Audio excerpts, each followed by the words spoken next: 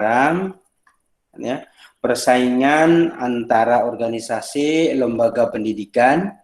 Jadi materi ini, materi penciptaan mutu kehidupan kerja ini sangat penting karena nanti kalau kita bekerja kita akan bersaing dengan lembaga atau perusahaan lain, ya, dengan mutu kerja yang telah kita tetapkan. Ya, semoga nanti akan menjadi budaya mutu atau budaya kerja. Ini tercermin nanti pada visi dan misi organisasi, apakah itu sekolah atau perusahaan. Nah, oleh karena itu kita sangat berkepentingan mempelajari materi ini, bagaimana kita menetapkan mutu, kemudian bagaimana kita berusaha untuk mencapainya, bukan hanya usaha ini dari bawahan, tetapi juga harus dipimpin oleh manajer atau kepala sekolah. Nah, pada materi ini nanti kita ada beberapa, yakni pengertian penciptaan budaya mutu kehidupan kerja, kemudian yang kedua karakteristik mutu kehidupan kerja, kemudian apa tujuan dan manfaat mutu kehidupan kerja, kemudian apa saja indikator mutu kehidupan kerja dan faktor-faktor yang mempengaruhi mutu kehidupan kerja. Ya. Anda nanti kalaupun nanti di visitasi di akreditasi penilaian lembaga, Anda harus mengenal visi dan misi UIN Antasari. Sebab kalau anggota dari organisasi tidak mengenal visi organisasi, bagaimana dia bisa berkontribusi untuk mencapai visi tersebut. Baik, itu pengantar dari saya. Yang bertugas hari ini adalah kelompok 5. Ya. Kemudian yang bertanya adalah kelompok 6, Nur Hidayah, Nabila Rahmatullahi dan Muhammad Subhan Fauji. Bertindak sebagai moderator Ihsanul Fikri, Sekretaris Nanda Aulia, kemudian presenter Ahmad Helmi, dan penjawab Rizda Amelia, Masitah, dan Laila Karimah. Kepada Ihsanul Fikri dipersilakan untuk memandu diskusi ini. Dipersilakan Ihsanul Fikri. Bismillahirrahmanirrahim. Assalamualaikum warahmatullahi wabarakatuh. Alhamdulillah rabbil alamin. Assalatu wassalamu ala asyrafil anbiya'i wa mursalin sayyidina wa maulana Muhammadin wa ala alihi wa sahbihi ajmain. Amma ba'd. Baiklah, perkenalkan di sini nama saya Ihsanul Fikri. Di sini saya sebagai moderator untuk memandu jalannya diskusi kita pada hari ini. Sebelum kita memasuki diskusi kita pada hari ini, ada baiknya kita berdoa bersama-sama agar memperoleh ilmu yang berkah dan bermanfaat. Baiklah, mari kita berdoa bersama-sama. Bismillahirrahmanirrahim. Raditu billahi rabba wa bil islami dina wa bi Muhammadin nabiyya wa rasula. Rabbi zidni ilma warzuqni fahma bi rahmatika ya arhamar rahimin. Alhamdulillahirabbil alamin. Baiklah, kami dari kelompok 5 yang beranggotakan saya sendiri Ihsanul Fikri sebagai ketua sekaligus moderator diskusi kita pada hari ini. Selanjutnya Nanda Aulia sebagai sekretaris, Ahmad Helmi sebagai presenter, Rizda Amelia, Masitah, dan saudari Laila Kamariah sebagai menjawab pertanyaan. Adapun topik diskusi kita pada hari ini yaitu penciptaan mutu lingkungan kerja. Baiklah, kepada yang bertugas dipersilahkan untuk menayangkan slide PowerPoint yang telah disiapkan.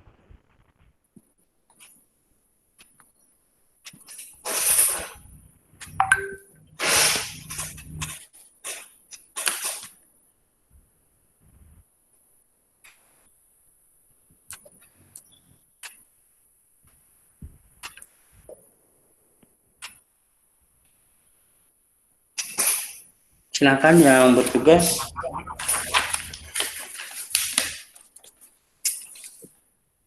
Siapa yang bertugas menayangkan Ihsanul Fikri?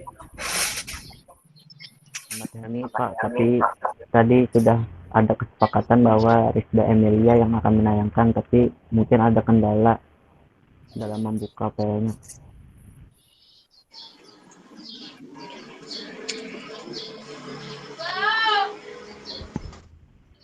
Ya, karena tayangan PowerPoint-nya sudah ada, dipersilakan untuk Saudara Ahmad Helmi untuk memaparkan materi yang telah ada di slide PowerPoint-nya. Kepada Saudara Ahmad Helmi dipersilakan.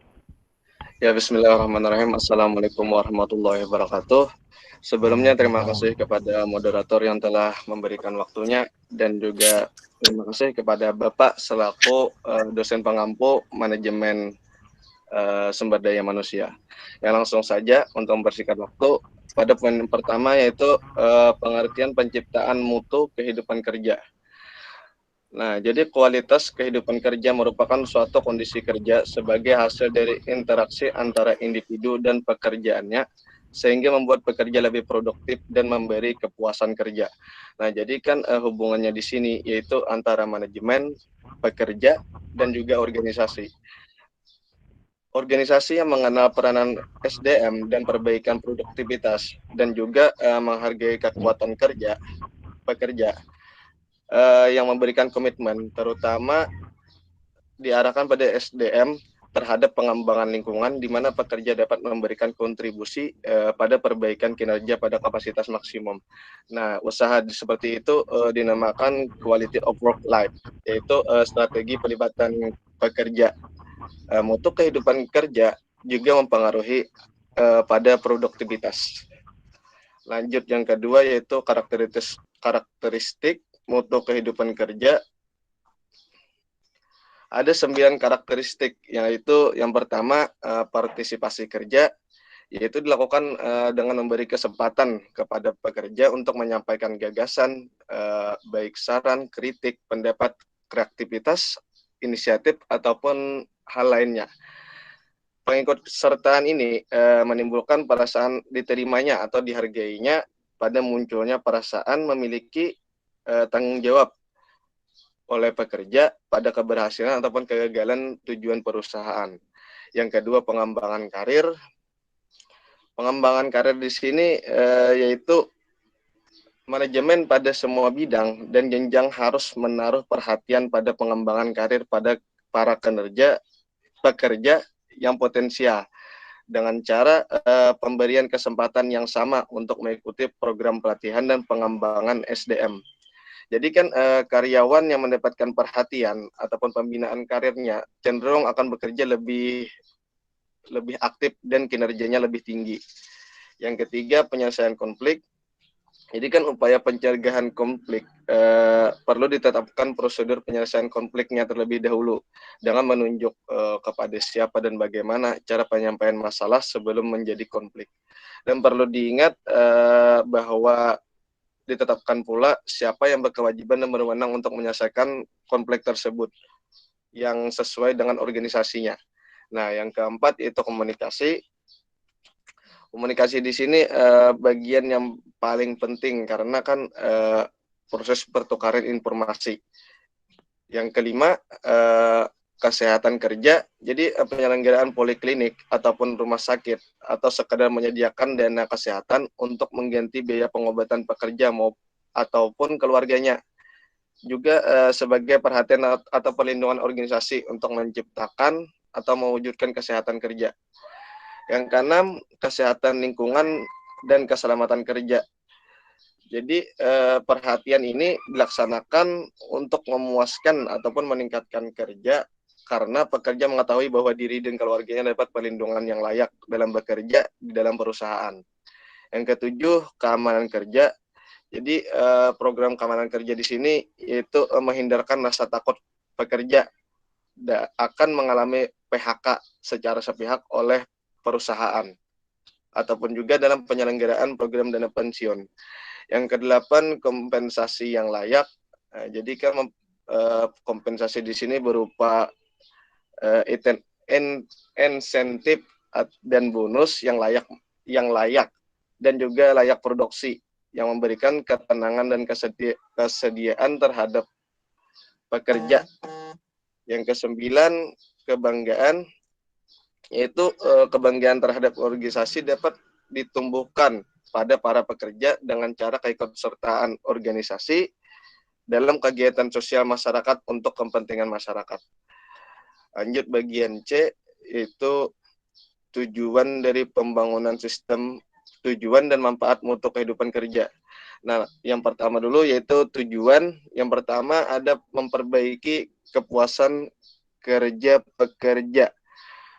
Nah, jadi kan bagi pekerja, kepuasan kerja di sini dapat mencegah para pekerja menderita penyakit fisik dan psikologi, yaitu dengan meningkatnya motivasi kerja, loyalitas, semangat kerja, yang akan memacu kinerjanya.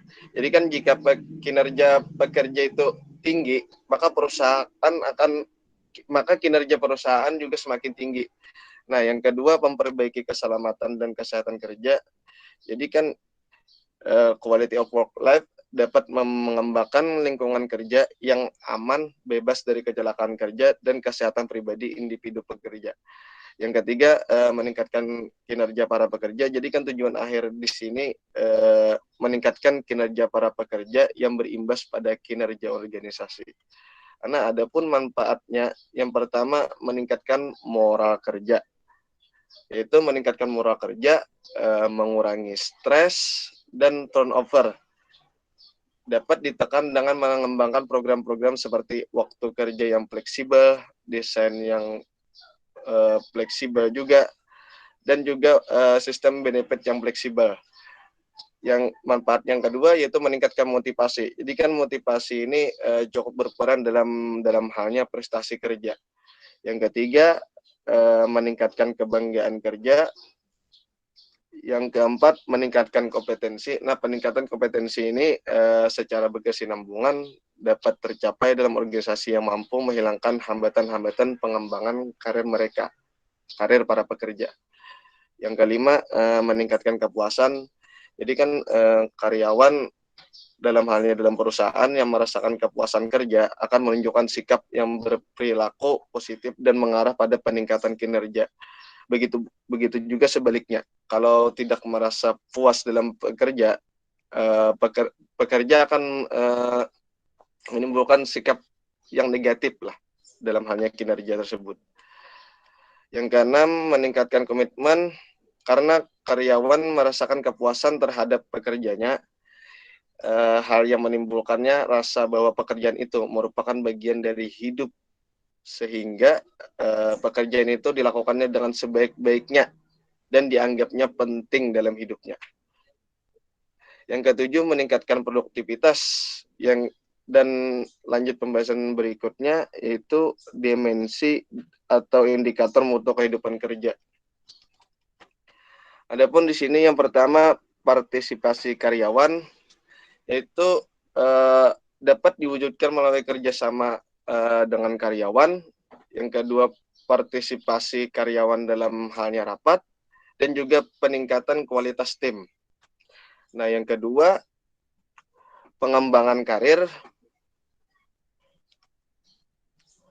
yaitu perusahaan perlu mengelola karir dan mengembangkannya dengan baik supaya produktivitas karyawan tetap terjaga dan mampu mendorong karyawan untuk selalu melakukan hal yang terbaik dan menghindari frustasi kerja yang berakibat penurunan kinerja perusahaan. Yang ketiga, penyelesaian konflik. Itu merupakan suatu proses yang bermula ketika satu pihak merasakan bahwa pihak lain mempengaruhinya secara negatif. Jadi kan ada beberapa hal yang dapat dilakukan oleh anggota organisasi dalam menyelesaikan konflik. Itu yang pertama, keterbukaan. Yang kedua, proses penyampaiannya secara formal.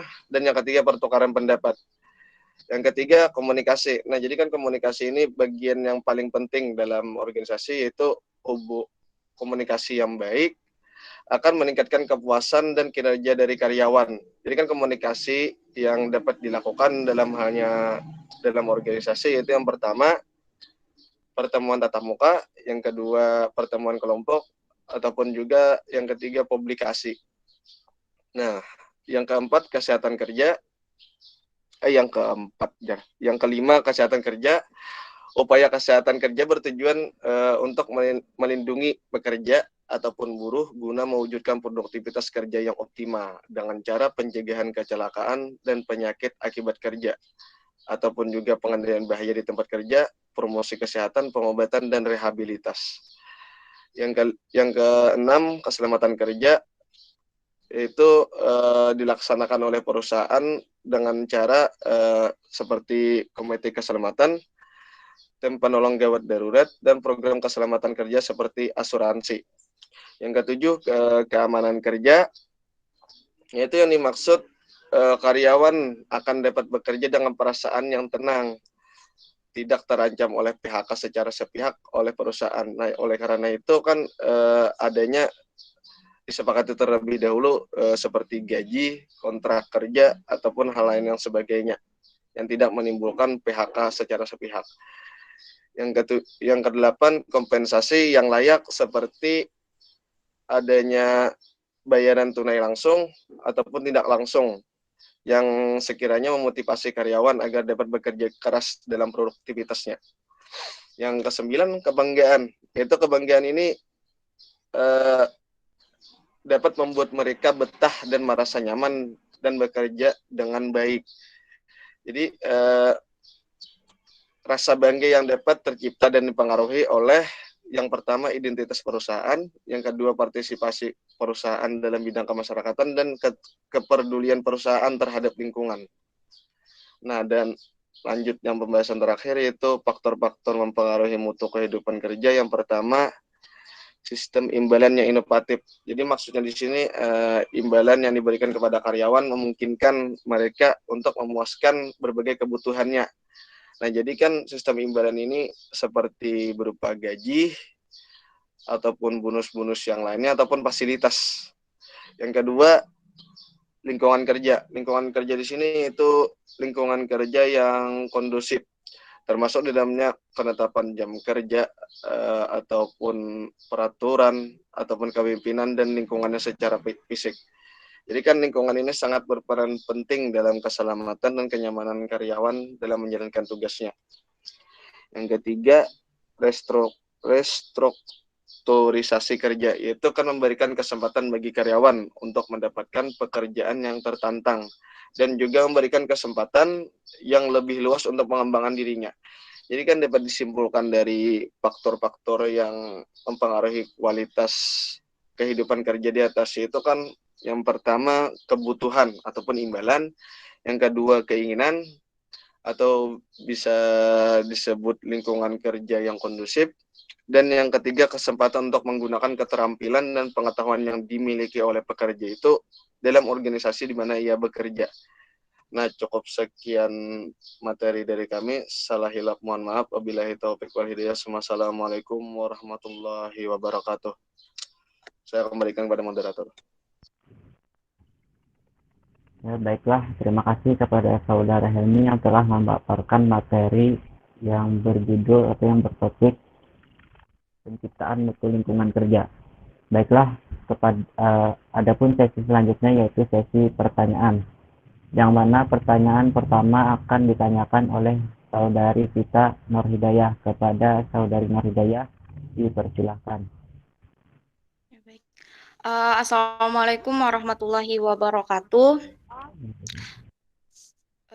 Sebelumnya, perkenalkan nama saya Nur Hidayah dan saya ucapkan terima kasih kepada moderator atas kesempatannya untuk mempersilahkan saya untuk bertanya. Nah, baik, di sini kita membahas mengenai mutu kehidupan kerja atau mutu lingkungan kerja. Nah, di dalamnya tadi sudah dijelaskan oleh Saudara Ahmad Helmi bahwa ada beberapa indikator. Nah, jadi yang salah satunya itu adalah pendak. Nah, misalkan pada awal perjanjian kerja oleh pegawai dengan perusahaan, kompensasi yang mereka tawarkan dan yang diterima oleh pegawai ini sudah sesuai dan sudah disepakati oleh kedua belah pihak. Tetapi setelah bekerja, ternyata pegawai ini tidak mendapatkan kompensasi yang sesuai dengan perjanjian awal oleh perusahaan tadi.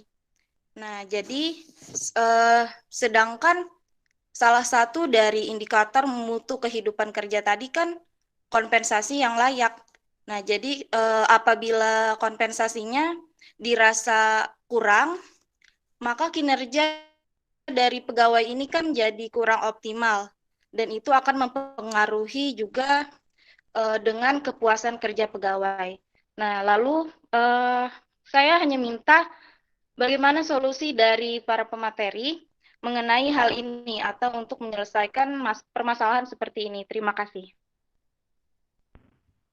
Baiklah, terima kasih kepada Saudari Marhidayah yang telah bertanya. Adapun pertanyaan dari Saudari Marhidayah yaitu mengenai apa solusi dari pemateri terkait masalah kompensasi yang tidak seimbang antara kesepakatan di awal dan penjalanan di realita di pekerjaannya. Jadi apa solusi dari pemateri terkait hal tersebut? Saya persilakan kepada penjawab yang bertugas untuk menjawab pertanyaan dari Saudari Nurhidayah. Waktu disediakan. Kita sambil menunggu kawan-kawannya berpikir, kita persilahkan saja dulu ketiga penanya bertanya, baru nanti sisi jawaban.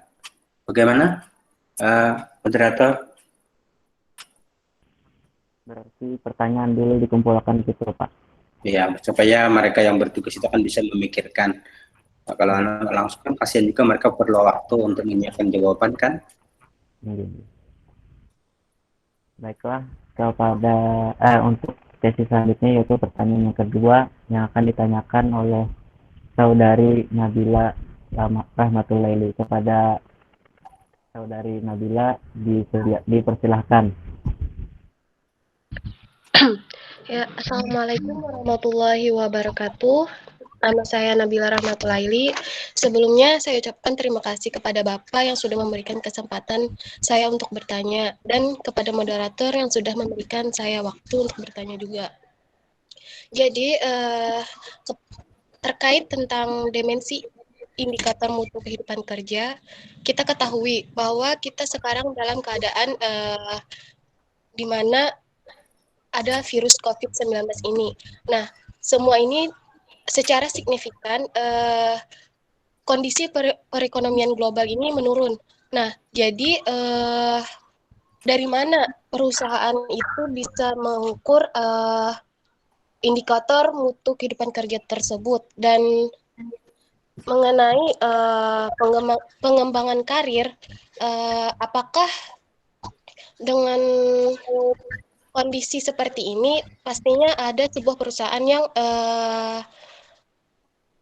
atau perusahaan yang saya dengar mengalami pengurangan tenaga kerja atau karyawan. Nah, dengan pengurangan tenaga kerja itu apakah si karyawan tersebut bisa mengembangkan karirnya? Lalu bagaimana pendapat para pemateri tentang permasalahan yang terjadi pada yang kita alami saat ini, yaitu pandemi COVID-19 tentang pengembangan karir. Ya, itu saja mungkin dari saya. Wassalamualaikum warahmatullahi wabarakatuh.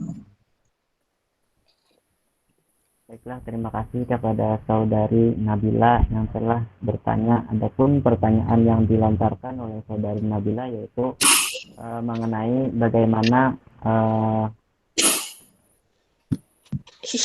tanggapan pemateri tentang perekonomian kita saat pada masa sekarang, yaitu yang mana yang kita hadapi itu pada masa pandemi, dan juga apa tanggapan dari pemateri terkait pengembangan karir, yang mana pada saat ini juga, pada saat masa ini pengembangan karir itu bisa dikatakan sulit dalam masa-masa seperti ini. Mungkin kurang lebihnya seperti itu yang dapat saya simpulkan. Baiklah, kepada penanya selanjutnya, pertanyaan selanjutnya yang akan dilontarkan oleh Saudara M. Subhan Fauzi. Kepada dia waktu disediakan. Bismillahirrahmanirrahim. Ya baik, sebelumnya saya ucapkan terima kasih kepada Bapak dan juga moderator yang telah memberikan saya kesempatan untuk bertanya pada kesempatan kali ini. Baik, di sini saya ingin bertanya, terkait indikator mutu kehidupan kerja, yang mana terdapat pada poin 5, yaitu keselamatan kerja. Nah, jadi yang mana telah dibahas oleh pemateri bahwasanya keselamatan kerja itu ialah merupakan hal yang penting bagi suatu perusahaan. Nah, jadi yang saya tanyakan di sini, bagaimana dengan perusahaan yang kurang memperhatikan keselamatan kerja karyawannya. Nah, misalkan pada suatu perusahaan mungkin, nah tentunya perusahaan tersebut kan harus menyediakan fasilitas-fasilitas yang layak gitu, yang pokoknya yang nyaman untuk digunakan oleh karyawannya. Nah, tetapi kan nyatanya kadang ada juga perusahaan yang memang pemimpin itu sulit banget gitu buat mengeluarkan biaya agar sarana atau fasilitas yang ada itu demi kenyamanan karyawan, demi keselamatan karyawan tersebut. Nah, jadi bagaimana menurut pemateri terkait perusahaan yang tidak yang kurang gitu memperhatikan keselamatan karyawannya. Nah, dan juga saya ada menemui perusahaan yang misalkan nih dia itu seorang supir. Nah, seorang supir di suatu perusahaan. Nah, akan tetapi ketika dia menjalankan tugasnya, nah ada satu kejadian misalkan nih kecelakaan, yang mana kecelakaan itu sendiri memang tidak disebabkan oleh dirinya sendiri atau tidak disebabkan oleh kelalaian dirinya sendiri. Nah, di sini juga saya melihat bahwasanya kadang ada juga perusahaan yang lepas tanggung jawab terhadap akan hal itu, dan si karyawan tersebut malah disuruh untuk mengganti rugi atas kerugian yang telah diakibatkan. Padahal nyatanya kecelakaan tersebut kan tidak sepenuhnya gitu berawal dari dia. Nah, lalu bagaimana juga tanggapan pemateri terhadap hal itu? Nah, itu kan menjadikan beban bagi karyawannya sendiri, sehingga di situ akan muncul ketidakpuasan seorang karyawan dalam bekerja. Nah, mungkin itu saja yang dapat saya sampaikan.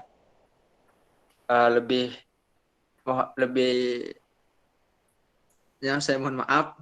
Assalamualaikum warahmatullahi wabarakatuh. Baiklah, terima kasih kepada saudara MC Bantoji yang telah melontarkan pertanyaannya. Adapun pertanyaan dari saudara Muhammad Soban Fauji yaitu mengenai bagaimana tanggapan pemateri tentang perusahaan yang kurang memperhatikan dalam aspek keselamatan kerja, dan juga bagaimana juga tanggapan pemateri terkait jika terjadi insiden musibah di dalam sebuah perusahaan yang mana insiden tersebut dilakukan insiden tersebut terjadi kepada karyawannya. Karyawannya tersebut itu tidak bisa dikatakan tidak sengaja dalam mengalami hal tersebut. Artinya ada beberapa perusahaan mungkin yang lepas tanggung jawab terhadap insiden tersebut, padahal dari insiden tersebut atau musibah tersebut bukan sepenuhnya dari kesalahan dari karyawan atau pekerja tersebut. Mungkin itu yang dapat saya simpulkan. Baiklah, untuk mempersingkat waktu karena sudah semua pertanyaan yang telah dilontarkan, maka sesi selanjutnya yaitu jawaban dari pemateri. Untuk sesi yang pertama yaitu jawaban dari pemateri terkait pertanyaan dari saudari Nur Hidayah. Kepada yang bertugas dipersilahkan.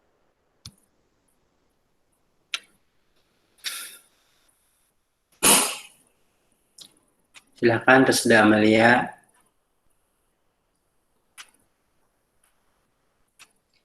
Baik, bismillahirrahmanirrahim. Perkenalkan, nama saya Amelia. Di sini saya akan menjawab pertanyaan dari Saudari Nur Hidayah yang menanyakan tentang kompensasi yang tidak sesuai dengan perjanjian awal. Jadi di sini perjanjian awal ini kan menyangkut dengan kontrak kerja. Jadi mendapatkan gaji yang tidak sesuai dengan usaha itu biasanya hal yang menyakitkan bagi si pekerja. Nah, ini tentu akan membuat semangat kerja si pekerja ini menurun, bahkan dapat mempengaruhi pula kinerja pekerja itu di perusahaan yang bersangkutan. Nah, kasus gaji tidak sesuai ini bisa terjadi karena beberapa hal, misalnya perusahaan masih dalam tahap perintisan, sehingga anggarannya belum cukup untuk menggaji secara layak. Nah, atau juga misalnya perusahaan tengah menyimpan anggaran besarnya untuk kepentingan di masa depan. Nah, jadi solusi mengatasi masalah kompensasi yang tidak sesuai dengan perjanjian awal ialah langkah pertama ialah negosiasikanlah ke pihak perusahaan soal benefit apa saja yang bisa kamu dapatkan selain gaji. Nah, seperti yang saya sebutkan tadi, salah satu faktor yang tidak sesuai gaji yang tidak sesuai tadi adalah anggaran perusahaan. Nah, jadi seringkali biasanya kan perusahaan itu meminta pekerja untuk mengerjakan sejumlah pekerjaan yang menuntut usaha yang lebih. Nah, namun gaji yang kompensasi diberikan tidak sesuai. Jadi untuk situasi ini, si pekerja bisa mencoba untuk menegosiasikan ke pihak perusahaan, negosiasikan tentang benefit apa yang bisa si pekerja terima selain dari gaji yang tidak sesuai tadi, misalkan kesempatan untuk mengikuti seminar atau mendapatkan fasilitas dan sarana penunjang pekerjaan, misalkan seperti laptop, alat tulis kantor, dan sebagainya. Nah, kemudian yang kedua ialah meminta kuliah lagi. Nah, misalkan selain bernegosiasi tadi, si pekerja juga bisa meminta perusahaan untuk mengizinkan si pekerja itu untuk kuliah lagi. Nah, jadi selain untuk menutupi gaji yang tidak sesuai tadi, si pekerja kesempatan kuliah lagi juga bisa si pekerja manfaatkan untuk meningkatkan kemampuan.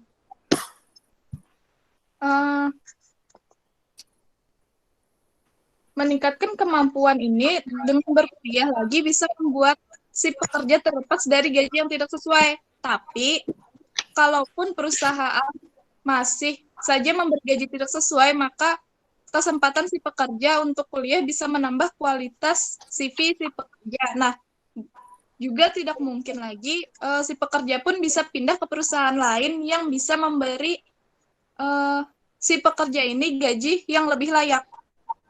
Kemudian langkah terakhir adalah misalnya tadi kan bekerja beberapa bulan tidak menerima gaji sesuai dengan perjanjian awal atau kontrak di awal.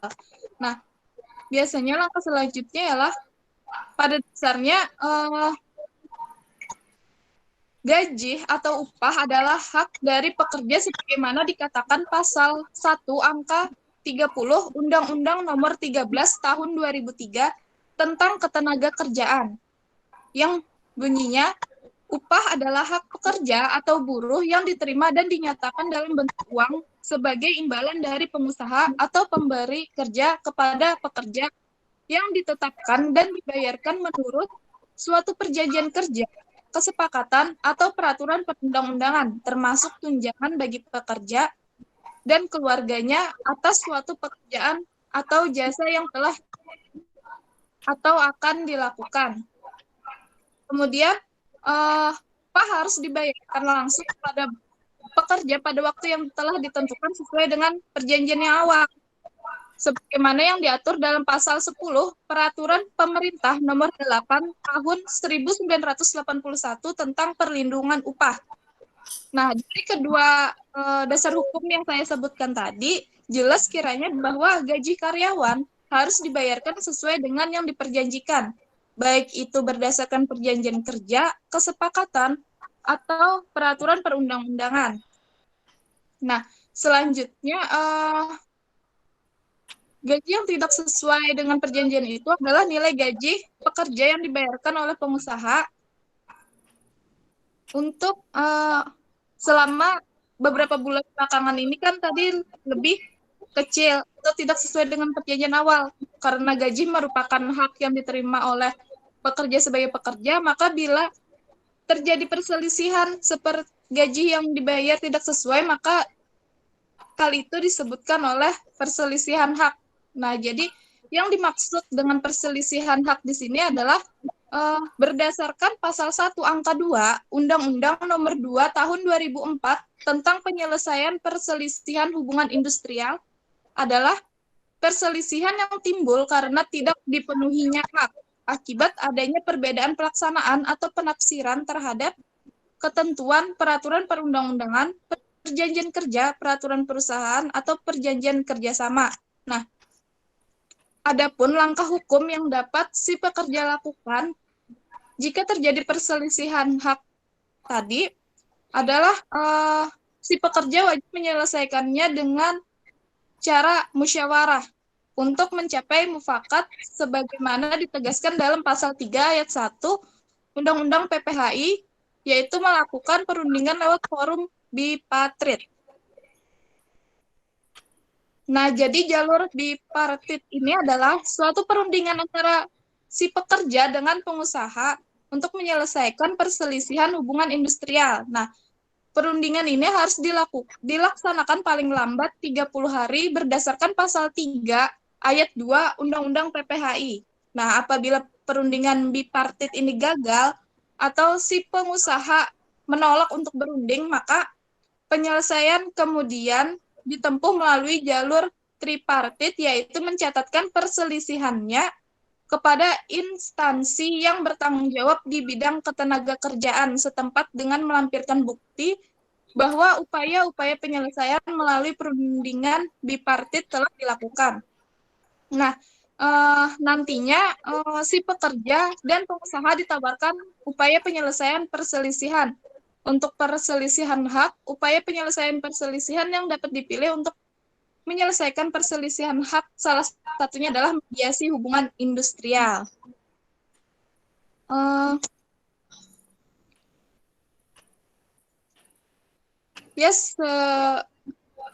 Sekian yang dapat saya sampaikan. Mohon maaf apabila ada yang terima kasih. Ya, baiklah, terima kasih kepada Saudari Rizda Amelia yang telah menjawab pertanyaannya. Baiklah, kepada Saudari Nur Hidayah, apakah jawaban dari Saudari Rizda sudah cukup jelas, dimengerti, serta dipahami? Ya, alhamdulillah sudah cukup jelas dan saya bisa memahaminya. Terima kasih.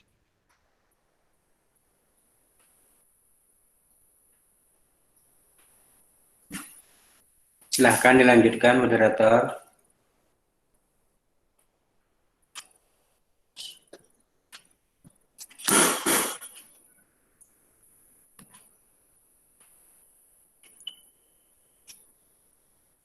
Suaranya Mas Sita, Anda suaranya belum dibuka. Assalamualaikum warahmatullahi wabarakatuh. Perkenalkan, nama saya Mas Sita. Di sini saya menjawab pertanyaan dari Saudari Nabila Rahmatullahi terkait dengan dimensi atau indikator mutu kehidupan kerja terkait dengan kondisi perekonomian global yang telah menurun akibat adanya COVID-19 itu sendiri. Jadi pertanyaannya terkait dengan bagaimana perusahaan dapat mengukur indikator mutu kehidupan kerja, bahkan pada beberapa perusahaan terdapat pengurangan pegawai atau PHK. Bagaimana perusahaan dapat mengembangkan karirnya? Nah, saya ingin menjawab terkait dengan pandemi itu sendiri adalah hal yang terjadi di luar rencana, sehingga kehadirannya itu sendiri menyebabkan dampak terhadap segala lini kehidupan, bukan hanya bagian perusahaan saja. Kehidupan sehari-hari pun turut terpengaruhi, sehingga menyebabkan kehidupan kerja berubah metode dari asalnya bekerja di kantor menjadi bekerja di rumah pada awal-awal masa pandemi. Nah, perusahaan pastinya sebisa mungkin melindungi karyawannya dengan menetapkan work from home tersebut.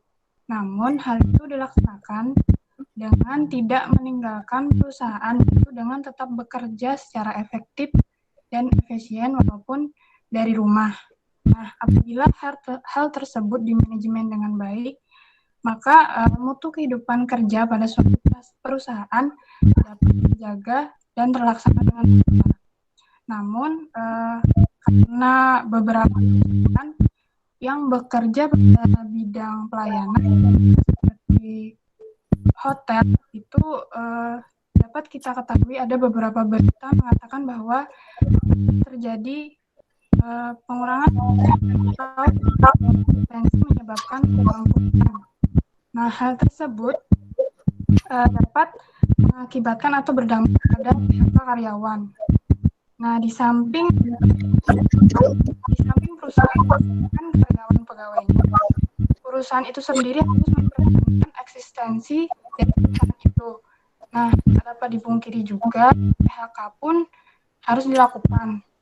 Sehingga dalam hal ini dikatakan bahwa perusahaan itu belum dapat menerapkan mutu kehidupan kerja yang baik. Nah, untuk PHK itu sendiri pastinya tidak dilakukan semena-mena. Sudah ada pembicaraan karena alasan yang kuat itu sendiri yaitu adanya potensi kebangkrutan pada suatu perusahaan.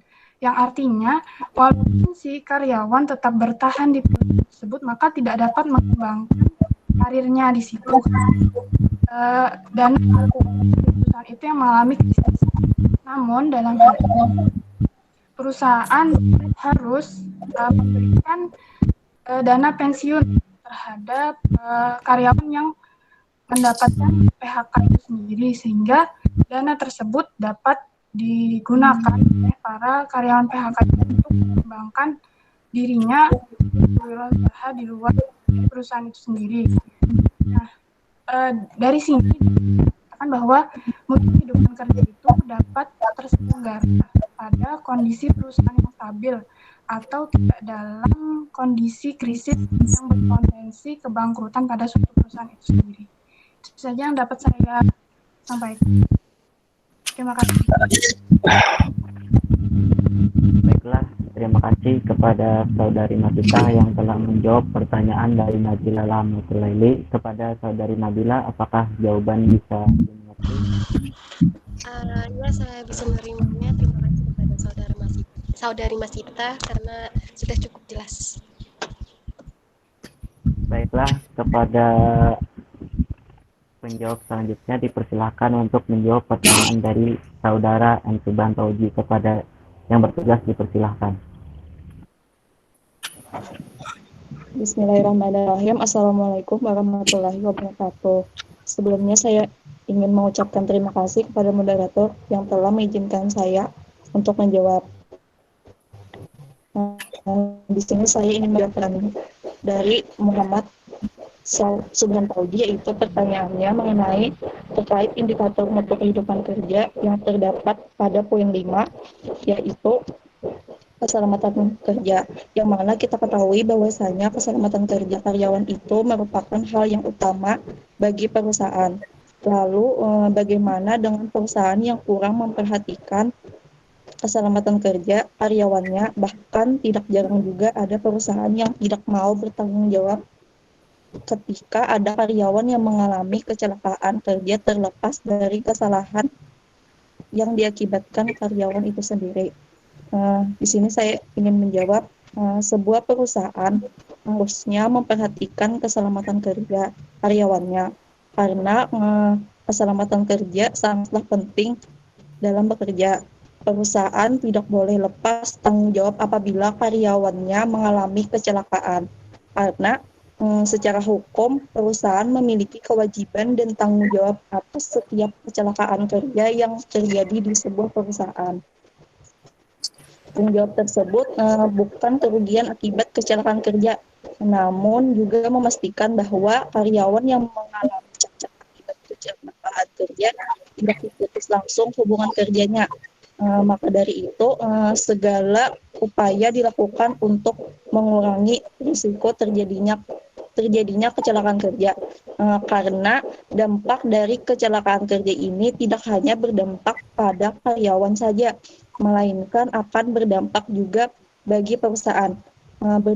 Berdasarkan pasal 86 ayat 1 huruf A Undang-Undang Nomor 13 Tahun 2003 tentang ketenaga kerjaan, setiap karyawan memiliki hak memperoleh perlindungan atas keselamatan kerja. Nah, hal tersebut meliputi upaya keselamatan dan kesehatan kerja guna memberikan jaminan keselamatan serta meningkatkan derajat kesehatan para karyawan. Nah, sebagai karyawan kita juga harus mengetahui tips mengurangi risiko kecelakaan kerja di perusahaan. Yang pertama yaitu mengerti kebijakan dan ketentuan perusahaan. Yang kedua, mengenali tempat kerja di perusahaan tersebut. Yang ketiga, jangan meremehkan bahaya. Yang keempat, selalu gunakan perlengkapan safety sesuai prosedur. Itu saja yang dapat saya sampaikan. Sekian, terima kasih. Assalamualaikum warahmatullahi wabarakatuh. Ya, terima kasih kepada saudari Laila Kamariah yang telah menjawab pertanyaan dari saudara Subhan Tauhid. Kepada saudara Subhan, apakah jawaban dari saudari Laila sudah dapat diterima dan jelas? Ya, terima kasih kepada pemateri yang telah memberikan jawabannya. Sangat memuaskan. Terima kasih.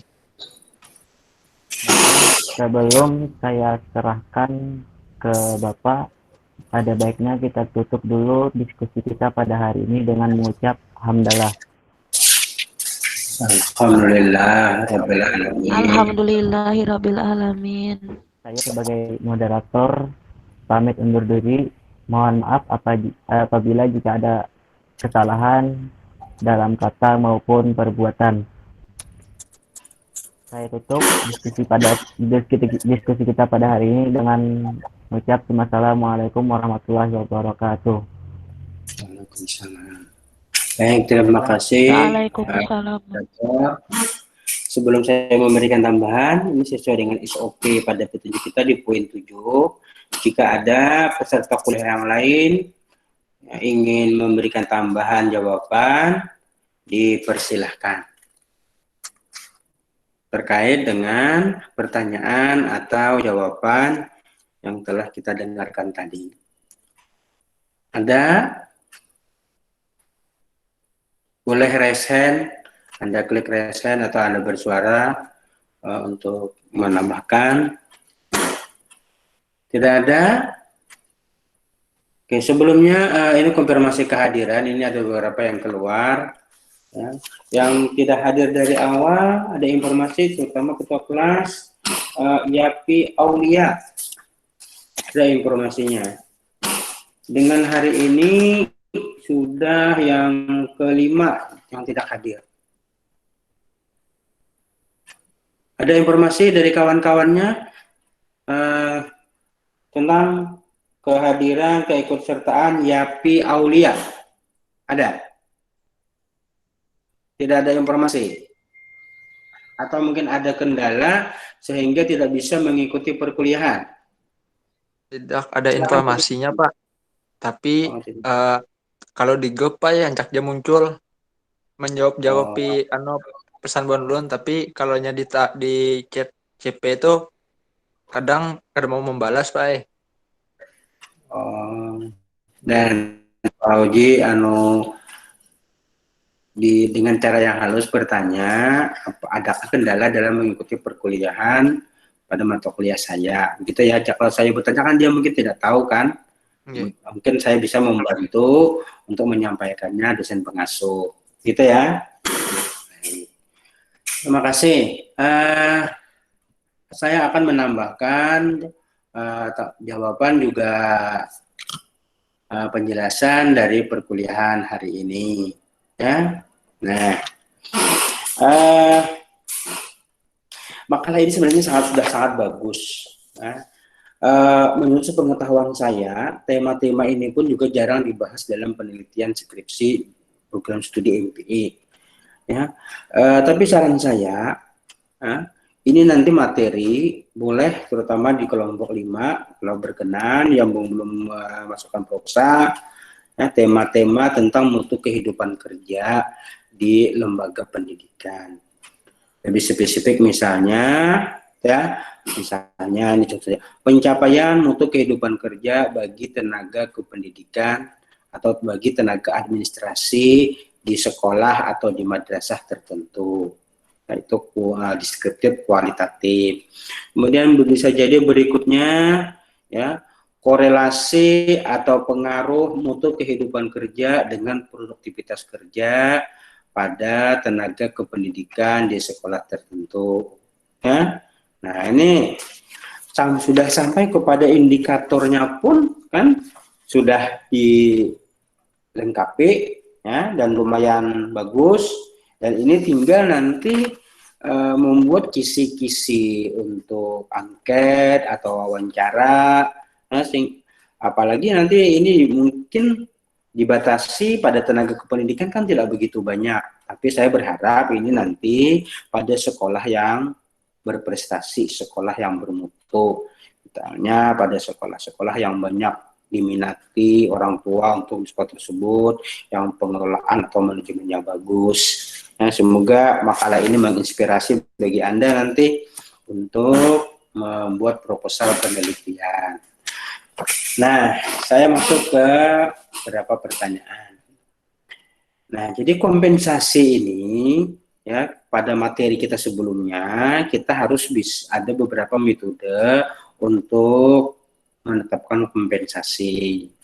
Jangan sampai nanti pihak manajer, kepala sekolah, yayasan, atau menentukan kompensasi yang besar dengan tujuan untuk menarik calon karyawan, tetapi pada kenyataannya tidak dapat merealisasikannya.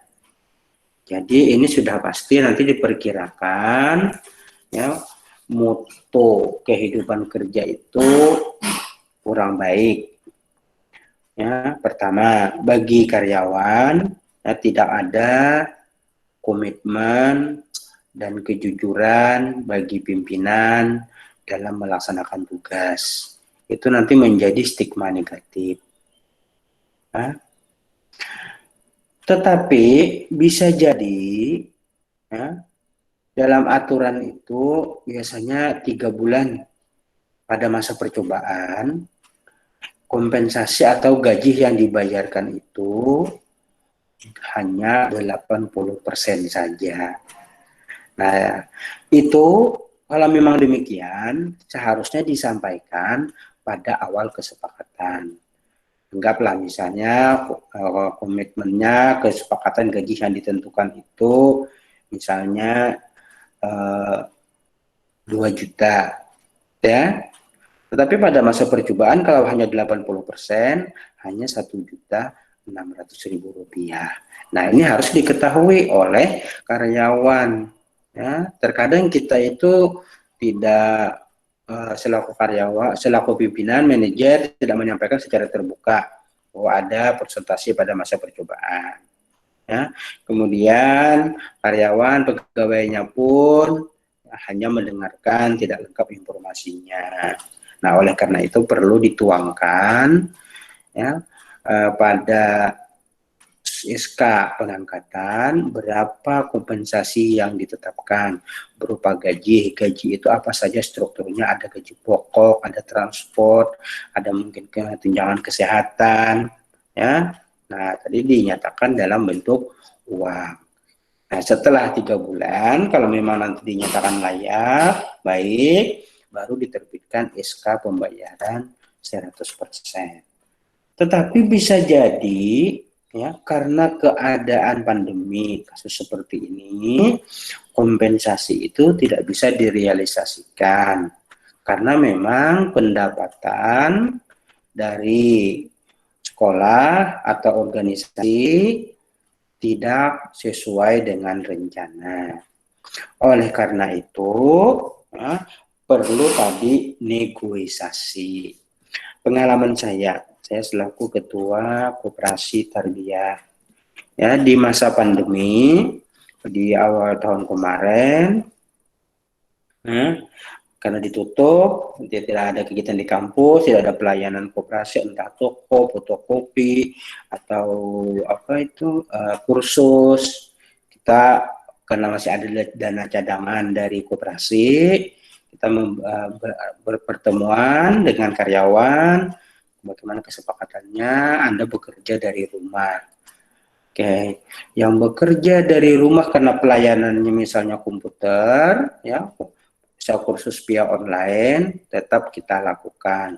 Ya, tetapi uang transport tidak kita berikan lagi karena mereka bekerja dari rumah. Tetapi bagi pelayanan toko dan fotokopi, kan ini pelayanan, nah kita hanya bisa memberi gaji 50%. Nah, jadi ini kita sampaikan, ya, persediaannya demikian. Tapi setelah 3 bulan berikutnya, ternyata pandemi berterus-terusan dan perkuliahan dari rumah, akhirnya kita menyampaikan bagi pelayan toko dan fotokopi kita tidak mampu memberikan gaji. Silakan Anda untuk mencari pekerjaan lain. Tetapi kami sangat berharap kalau nanti masa pandemi selesai, kami tetap memprioritaskan Anda untuk bekerja kembali. Nah, jadi itu hal yang dipahami. Walaupun terkait dengan paket Ramadan, zakat koperasi, nah kita putuskan ke mereka karena mereka termasuk orang-orang yang tidak mampu menurut dapat pengurus kita. Nah, berikutnya juga, ya, pengukuran indikator di masa pandemi. Jadi indikator mutu kehidupan kerja di masa pandemi semakin menurun. Oleh karena keadaan tadi kita lihat dari 9 indikator. Ya, karena bahasanya keadaan yang tidak normal. Nah, kita memang tidak banyak berharap, terutama untuk pengembangan karir. Ya, nah, jadi seperti disampaikan tadi, minta kuliah lagi, mohon maaf, Rizda Amalia, ini tentunya sangat sulit. Ya, sementara kita untuk membayar gaji pokok saja terbatas. Ya. Nah, memang nanti takutnya dinegosiasi, ya, tentunya difasilitasi oleh yayasan, perusahaan, oleh dinas tenaga kerja. Ya, tadi ada bipartit, 2 pihak dulu antara perusahaan dan pegawai. Kalau tidak nanti pihak ketiga sampai kepada badan perselisihan buruh atau nanti sampai kepada pengadilan tata usaha negara. Nah, tapi kalau berbicara di sana nanti ada kemungkinan besar bisa jadi stigmanya negatif. Jadi kalau ada perselisihan antara manajer, antara perusahaan dengan karyawan, antara sekolah dengan guru, ya, bisa jadi itu hubungannya semakin kurang harmonis. Dan memang jalan terbaik itu bagi pegawai itu jika memungkinkan, karena sudah dia merasa tidak sesuai mutu kerjanya di organisasi atau sekolah tersebut, ya, disarankan mencari tempat kerja baru. Tetapi kalau dia bisa menyesuaikan dengan keadaan, bisa bertahan, memaklumi keadaan perusahaan, lebih baik dia, ya, bertahan di perusahaan atau sekolah tersebut. Nah, kemudian berikutnya, ya, jadi ini sangat bagus ya di pengukuran indikator tadi. Jadi Anda dalam penelitian nanti silakan menggunakan indikator-indikator ini, dan ini sudah diperinci kepada sub-sub indikator. Ya, ini sangat bagus. Ya, saya pikir tinggal Anda memantapkan teorinya saja. Ya, ini nanti mungkin bisa jadi dengan survei atau Google Form saja kepada subjek-subjek yang Anda teliti. Oh, ini akan nanti menjadi sebuah penelitian yang tentunya sangat bermanfaat, terutama bagi kepala sekolah, bagi perusahaan. Jadi sekaligus sebagai teknik survei. Nah, kita juga di kampus ya, makanya kepada Anda itu diminta di akhir semester untuk memberikan feedback ya, survei kepuasan dalam perkuliahan. Sebenarnya tujuannya ini, jadi jangan sampai nanti pimpinan itu berasumsi kalau diberi penilaian jelek, ya tidak senang. Tidak, ini sebenarnya ada salah satu bahan evaluasi untuk meningkatkan mutu kehidupan kerja. Nah, Anda jangan berasumsi juga mutu kehidupan kerja itu harus selalu baik. Tidak, sesuai pencapaiannya dengan kemampuan kita. Nah, saya contohkan, mohon maaf ya, perkuliahan kita standarnya adalah 16 kali, termasuk dengan ujian tengah dan akhir semester. Itu memang sesuai standar. Dan itu ada di standar pendaya jaminan mutu UIN Antasari, dan itu ada di SN Standar Nasional Pendidikan Tinggi, dan dilihat dari waktu perkuliahan juga memungkinkan untuk pelaksanaan 16 kali tatap muka tersebut. Nah, jadi Anda kalau ada nanti yang kurang dari 16 kali, silakan diberikan masukan dan pimpinan ya, akan melakukan audit. Ya, jadi Anda selalu monitoring auditnya oleh pimpinan, kenapa sampai terjadi demikian, apa kendalanya, dan bagaimana usaha untuk memperbaikinya. Sehingga pada masa berikutnya tidak ada lagi ya, dosen yang tanpa kendala melakukan pembelajaran kurang dari 16 kali. Itu tujuan sebenarnya. Cuma kita terkadang juga, mohon maaf, tidak objektif, merasa takut untuk memberikan pernyataan yang sebenarnya. Jadi nanti kalau di persepsi kita itu tumbuh, ya tidak apa-apa juga tidak 16 kali, mahasiswa juga senang. Tentunya menurut saya dapat diperkirakan perkuliahan kita tidak berkualitas, apalagi nanti sampai ke alumni kita bisa jadi juga kurang berkualitas. Nah, dari Subhan ya, keselamatan kerja. Jadi keselamatan kerja ini adalah menjadi tanggung jawab kedua belah pihak. Bukan hanya perusahaan saja, pekerja pun juga berusaha untuk menjaga keselamatan kerja. Memang kata kasus Anda tadi yang malah disuruh mengganti kerugian, itu berarti perusahaan itu tidak menaati peraturan keselamatan kerja. Jadi tidak salah, itu dipelajari, diberikan masukan, ya. Bahkan kalau memang nanti pegawai itu merasa kerugian, harus mengajukan kepada badan perselisihan. Makanya ada yang memfasilitasi, ya entah nanti kelompok serikat pekerja atau mungkin kelompok buruh honorer. Ya, kalau pegawai negeri itu nanti ke pengadilan tata usaha negara untuk ya membicarakan, menyelesaikan masalah tersebut. Nah, penyediaan keselamatan kerja ini bukan hanya secara fisik, gitu ya. Jadi kalau Anda lihat di makalah teman Anda itu, Anda pelajari ya keselamatan kerja itu, mulai termasuk juga kesehatannya, ya. Jadi mulai dari pencegahan. Jadi salah satunya itu memfasilitasi untuk kesehatan.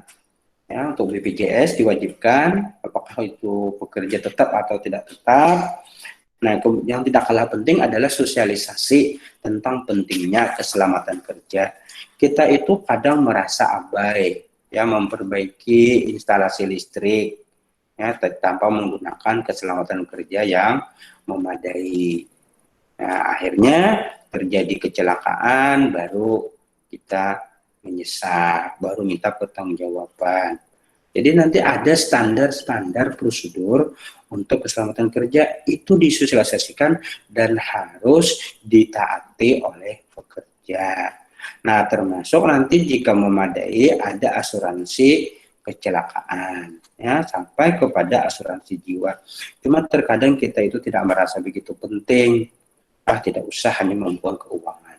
Nah, jadi ini tentunya dari kompensasi di awal tadi, apakah tidak ada hak pegawai di situ yang disediakan oleh perusahaan, oleh sekolah, selain kompensasi berupa uang, gaji, transport, atau ada hal ini, termasuk juga ada program asuransi. bahkan mungkin kalau kita di kampus, cuma kita kadang tidak begitu memanfaatkan. Ada penyediaan fasilitas klinik, ya, untuk berobat. Kemudian ada untuk psikologisnya lembaga bimbingan konseling.